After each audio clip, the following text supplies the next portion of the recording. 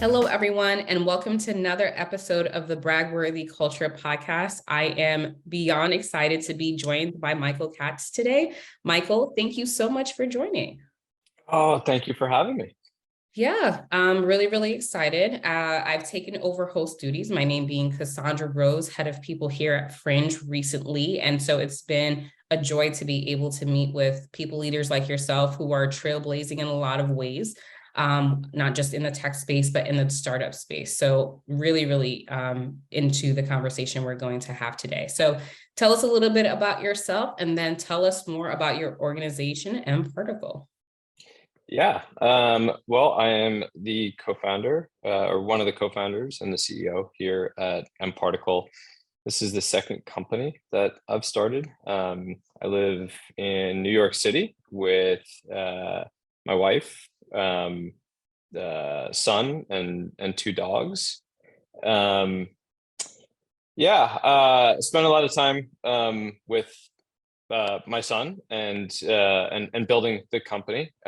Somebody asked me, this is probably like a month or so ago, like, hey, what hobbies do you have? Well, I have a 6.5-year-old son and a 9-year-old startup. Like, what else am I supposed to do Right. here?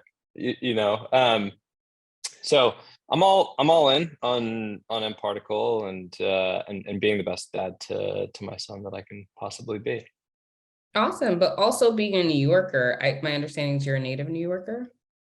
I'm originally from Boston. New York is home. I hate New York sports. So sports allegiances will never change. Michael. This conversation was going well until this moment. Continue. I bet. Yeah. I'm a diehard Boston sports fan. Very cool. Okay. Because I was going to say, living in New York City, you have Broadway at your fingertips, amazing restaurants. So I'm sure outside of your two babies, truly, you do find some downtime for those things. For sure. Yeah, absolutely. All work and no play makes me not so fun. Yeah, I'm sure, as for myself. So mParticle, what I thought was interesting was your tagline is making business personal. So tell us about what mParticle does and how it makes that personal.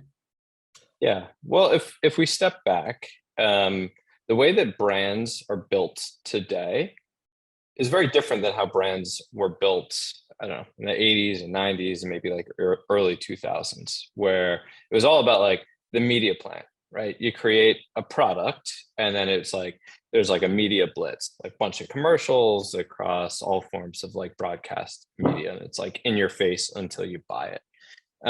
Nowadays, brands are built on the quality of the customer experience, right? It's actually the product which defines the brand. And so the expectations that have been set over the course of the past decade or so are that the experiences should be relevant and personalized and adaptive. And what underpins that is customer data, the artifact that is created as a result of people interacting with companies' digital products. And the premise of mParticle is to help our customers make business personal and to solve the underlying data challenges which may inhibit closer connections with their customers. And so we're in an ecosystem of companies where things are constantly in flux. There's no shortage of challenges. New vendors, new laws, new policies, technology changes, all those things. So things are kind of in this like constant state of flux, and how you navigate those challenges ultimately dictates how successful you can be in terms of delivering those personalized, relevant, adaptive experiences. And so you can think about us as the plumbing that makes all of the operational challenges just much simpler. Just hearing what you're describing to be your company, I'm not really in the space, but I've heard things of like cookies going away. So when I'm up in the middle of the night shopping for boots where I should be sleeping, that boot follows me the rest of the day. And I used to think, oh, that's just, the universe telling me I need to buy it. So can you talk about how that kind of impacts some of the work that you're doing and what you're trying to help usher in the next revolution of the internet and how customer data is built? Yeah, absolutely. And that's so core to the original vision behind mParticle, because I came out of that advertising technology world, which all of the tracking, targeting, personalization was based on cookies, which back in the early 2000s into probably like 2012, 13 was like the main means to be able to provide like relevant targeted experiences, versus just kind of like a spray and pray approach. Um, but what we saw was that the world was changing, right? Like we didn't have to look much further than like our own behaviors as consumers to know that we were spending much more time on our phones, and more specifically within apps than we were on the web, and doing it like in a kind of more of a desktop form factor, right? Like in 2013, what we saw was that the total time spent on mobile finally eclipsed the total time spent on like desktop.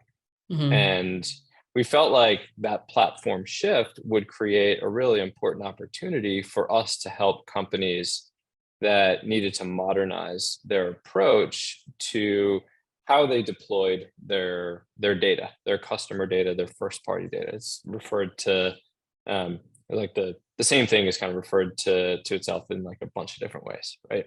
And so it was to help modernize the approach to building like a better data foundation, especially given the fact that when we looked even beyond mobile into connected TVs, which were in its infancy, and a number of like connected devices, there really was no browser. It was all app-based environments, and cookies were an advent of the web browser. And so we felt like that was eventually going to go away. And we also felt like as time passed, as a generation of people who grew up using the internet started to realize like, hey, the things that happen are not random. They're not like random acts of the universe where, you know, you have the ad following you around isn't just like by happenstance, but like there's a very deterministic approach behind that. That privacy and the demand for consumer privacy and control, and consumer choice would become much more important. And so we architected that all into the earliest version of the platform. And you know, the interesting thing is the things that we set out to do at the onset of mParticle, it's very much still the same things that we're doing today. Like we didn't have this like massive pivot where we were doing one thing and then had to evolve into another thing.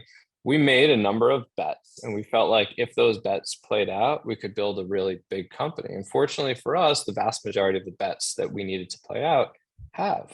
And you know, here we are today, where the category that didn't even exist when we started the business is now this like massive space, multi-billion-dollar space that I think, according to some of the latest analyst research, is probably like a $30 billion market opportunity or so. So it's massive.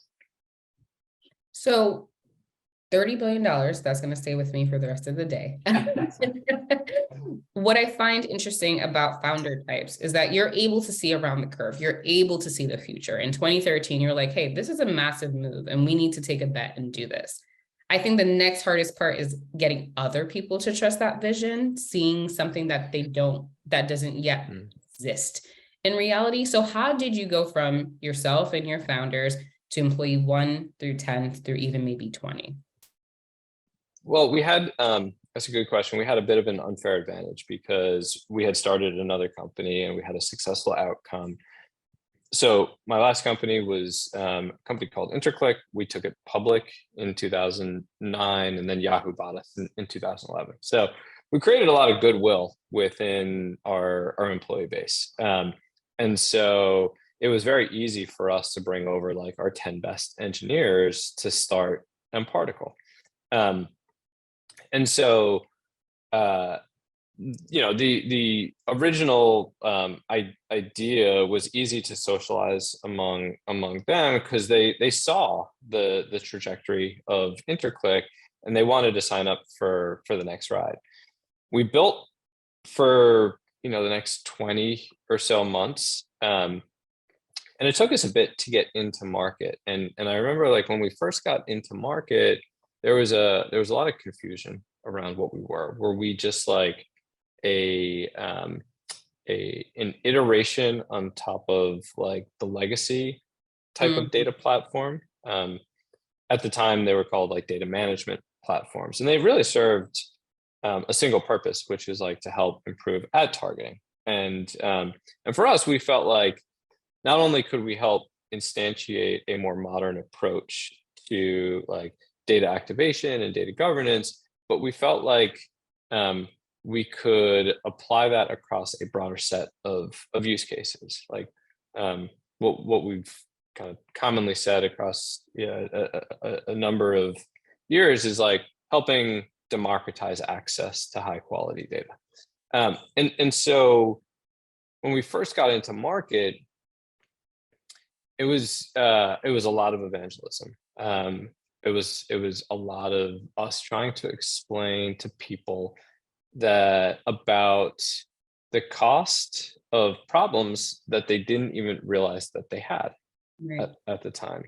And I remember this is 2015 when we first started getting into market, making the rounds, meeting with a bunch of companies, and like we weren't winning deals yet, but after the meetings, talking to my sales rep at the time, saying like it's starting to click. I think people are starting to get it. I feel the momentum building, and it wasn't much longer after that where we won our first customer. And it's really just about like getting that first domino to fall. It doesn't matter about monetization or like how big the deal is, but like people want to know that other people are Mhm. using the product. But if you subscribe to like Jeffrey Moore's continuum of like technology buyers, we were selling to like the early adopters, like the visionaries, the people who could see the future and connect the dots. And it was a number of companies from SeatGeek to Zappos to Starwood at the time, Spotify, that said, yes, this actually does solve a problem that I've been having a tough time articulating, but has been at the core of a lot of the things that we've been struggling with. And you start to knock down some of these like bigger names that a lot of people are familiar with, and then other people start saying, "Oh, you know what? These guys are using you. I respect them. Let's have a conversation." Yeah, I think the tech journey for so many of us is similar. I think Fringe also had a very similar journey. It was like, hey, we want to get into the benefits space. And people are like, either that's dense or it's boring. But when you think about using benefits that you don't have to be sick, you don't have to be dead for it to be Mhm. activated, like how can we support people now? That really helps to enhance culture. So Mhm. talk to me a little bit more about, okay, you had goodwill, you already showed that you could be successful, so you had people easily follow you, but then you had to scale. And if you can share how many employees you have and how you thought about your values, which I would love for you to share. I know one of them is optimized to customer value. The one that I found the most interesting was succeed as a team. And I just want to read exactly what that says. Carry your weight, let go of ego, and prioritize team success over self-interest, which I think is amazing that you're putting out there. How do you make these values show up every day and attract and retain top talent? Yeah. Well, where do you want to start? There was a lot. There was a lot there. So guide me, and I will try to not miss anything. Yeah, sure. If you can just talk to me about how you scaled your organization based on the values that you put together. Yeah. So our values have evolved. I think that culture and I think values need to evolve. In the earliest days of any company, you are fighting for survival, Mhm. right? Like you have a hierarchy of needs. Like you need food, water, and shelter, right? Like you're not thinking about scaling, you're not thinking about optimizing, you're not thinking about like necessarily building the systems yet.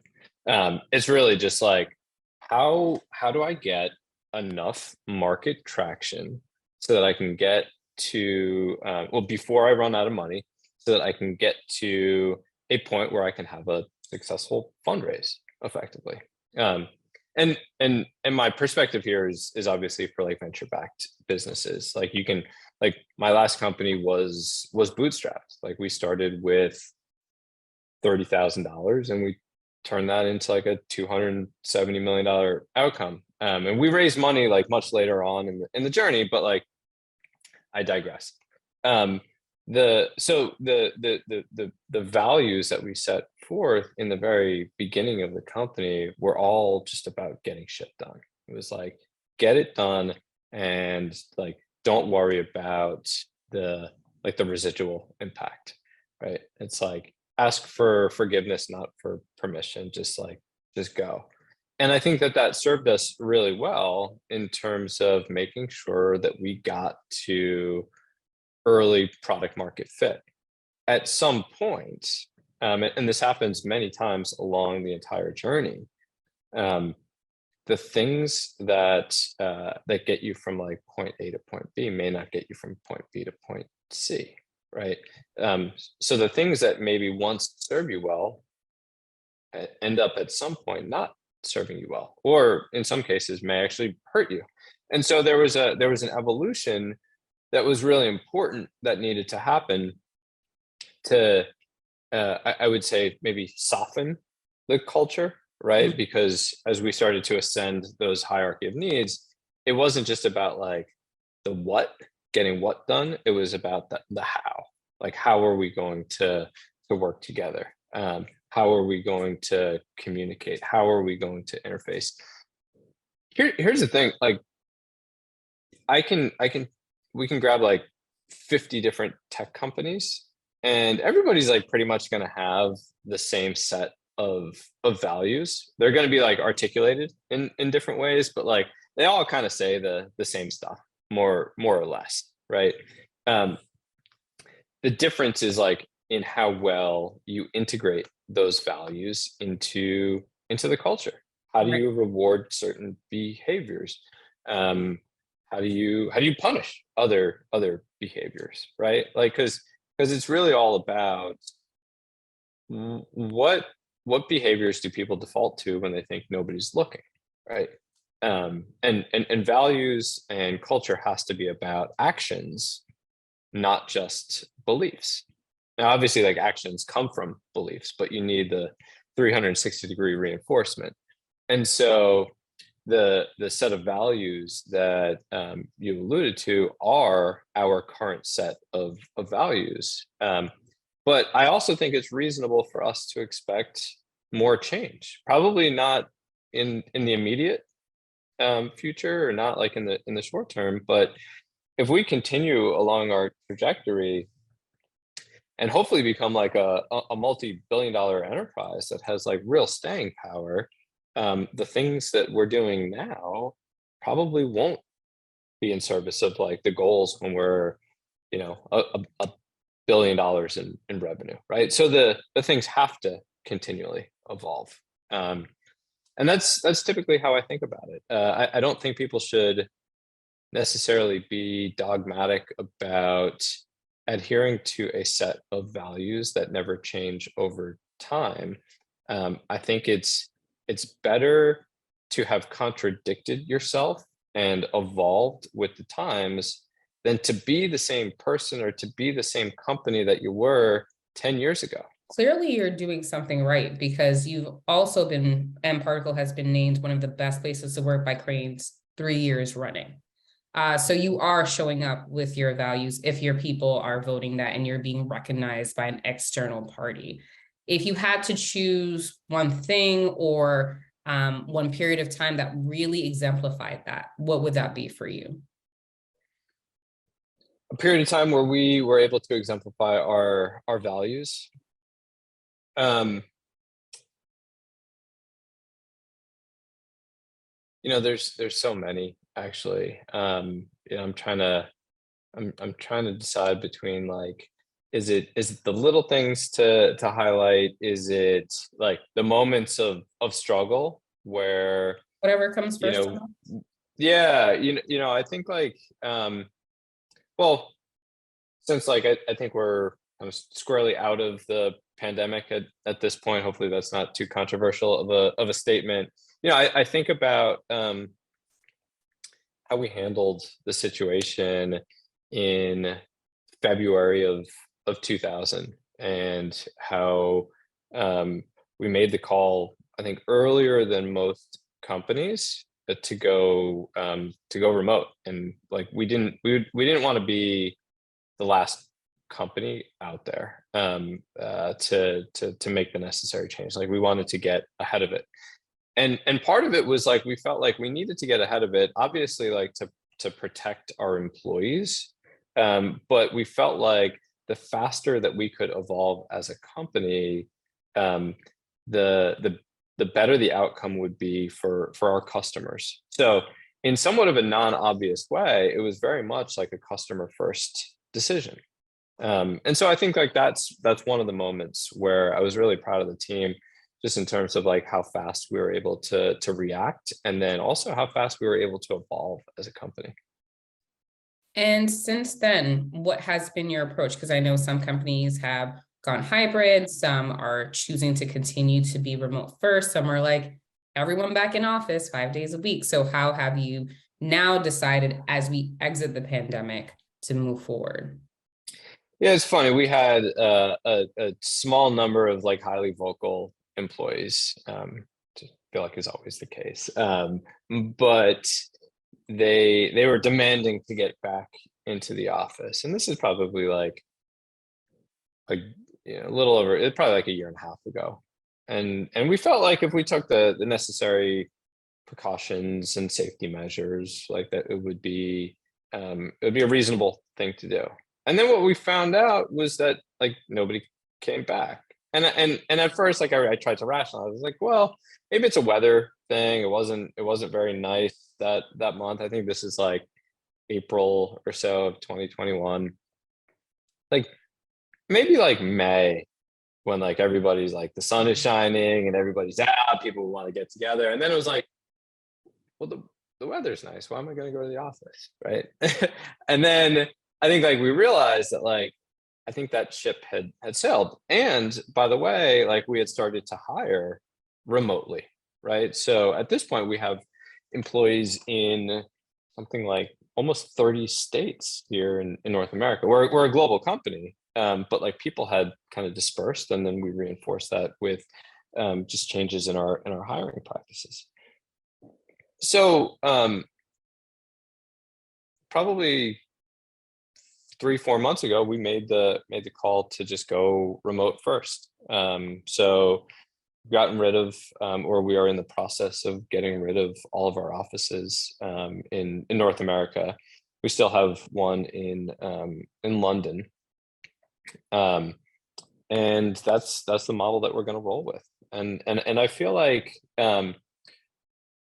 we may change our minds, but we felt like certainly heading into 2023, where I think a lot of people are expecting an economic downturn, if not like a recession, making sure that we can maximize investable resources in the things that matter, and having an empty office isn't necessarily like the best use of capital. So yeah, we're rolling with it. Yeah. I respect your approach. I think every company and organization needs to decide what's best for its people. And it sounds like it's working out, that it's really supporting flexibility for employees, but like you said, a client first focus as well, supporting clients who just need really talented people to execute on what you do. So let's stay on this quote unquote controversial topic and trend on right now. and talk about this looming, if we haven't already entered recession as 2023 rolls on. There have been a lot of layoffs, especially in the tech sector, especially in the startup sector. And I know that you put a post up on LinkedIn, which I thought was very interesting, but really want to hear from you. What are your thoughts around why this is happening? Do you anticipate that this trend will continue? And, you know, just in your own opinion, like what are things that other companies, either of your size or have been around as long as you, or maybe not as long as you, can do to help avoid some of these decisions? Well, I think that yeah, as I mentioned in the LinkedIn post, I think that everybody got like a little bit too drunk at the party. And really what I mean by that is uh, when interest rates were effectively zero, or in some cases like negative, like the cost of capital was really cheap, right? And so historical venture returns made it so that everybody was throwing money everywhere, right? And it had people confusing actual business success with a successful fundraise, right? And they're two very different things, right? Mhm. And so naturally, as the cost of capital has started to increase, the bar to be able to invest, because the expected return has been raised, right? And so what that's done is it's forced a lot of companies that weren't actually building real companies to reevaluate the things that they were doing and the way that they were spending money. This is a natural, very healthy reset in these market cycles. And so, you know, I don't know if I can prescribe advice that's going to resonate with everybody, but like build a real business, like focus on the fundamentals of the actual business, right? And that's not always fun. It's not always easy. In fact, it's hard. Company building is really hard. But I think like what we are going to see over the course of the next year or so is that the real companies are going to separate from the pretenders. I think we're already starting to see it. And the real companies are the ones that have a real business, and they're also willing to make the hard trade-offs. And you know, we're hardwired as human beings with a number of biases, which make making those trade-offs really hard, right? There's loss aversion, right? Like, I don't want to give that thing up that I've been doing. Like there's a there's a saying that I've heard a number of VCs use, which is like burn is sticky. And what that means is like when you build an organization, you build a culture around excess, people get used to that, right? And that's really tough to pull back, because then all that people see is like what they don't have anymore, right? Instead of like paving a healthier path to a more sustainable future. So I do think that in aggregate, like we are going to continue to see more layoffs. I think we have to. They suck. That was kind of the point of the post. Um, but I feel like without them, um, the market has just been diluted with a bunch of companies that weren't like actually creating value for really anybody. Mhm. I mean, a lot of what you touched upon is really, so I think, jarring for some people to hear, because I think it can be simplified for people to think, oh, these big companies, they're just cost cutting because this is the easy thing to do. But Yeah, being in HR for nearly 2 decades, I can assure most people that laying off someone is never an easy decision. never. Yeah, never. Yeah, It sucks on both sides. Of course, the person being impacted being the most totally. important of them. I love the quote that you said, because I've never heard that burn is sticky, that when people are accustomed to a certain level of availability or access to certain things, that is what their expectation, it becomes normalized. Yeah. But I think your company, just from the outside looking in, has done a great job of providing quality benefits to your people, a quality culture to your people, Is there anything that from your either your benefits package or just the way that your cultural norms go that's interesting or unusual to most companies?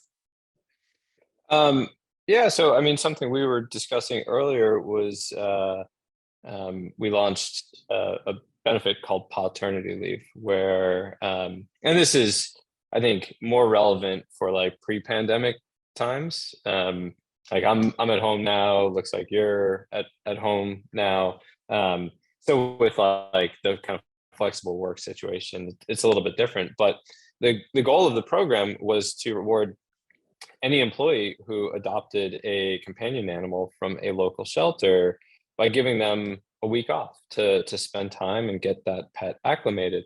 And part of it was because like we would have a bunch of employees who either like adopted or bought pets, and then like they'd be too consumed at work with like, oh my God, I wonder what's happening with the animal. It's like, let's just like get them situated. I wanted to reward adopting animals rather than like buying animals from breeders.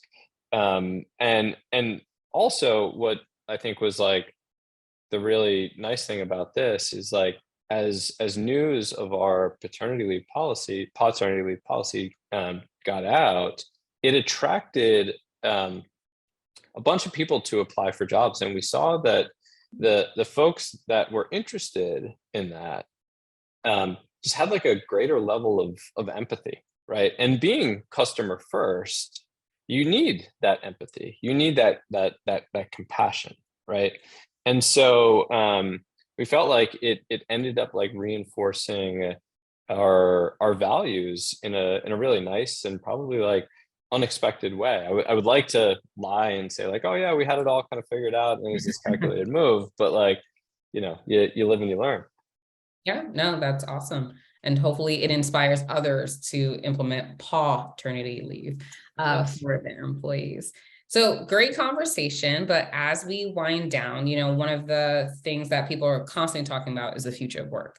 And so one of the things that I like to ask is, how are you future-proofing your company? How are you helping your current talent to upskill and meet the demands? You already saw around the curve 10 years ago. How are you helping your people to see around the curve 10 years from now? Yeah. Well, that really is a big part of my job, which is um, to provide context, so that people know where we are going and why, right?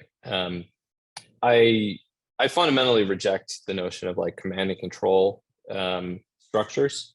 Like, to me, that's not a healthy way of operating. You can do so temporarily, like in times of crisis, where like decisions have to be made by a single person and they have to be made fast.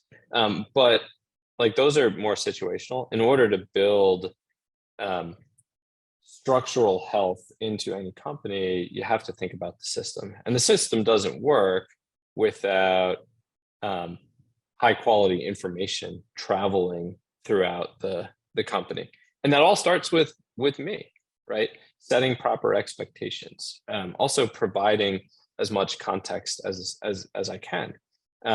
So some of the things that I do focus on, the importance of embracing change and not getting stuck into this mode where you hang on to the past. Because as you grow and as you continue to innovate, you're naturally rejecting the old way of doing things. You have to, and that's good.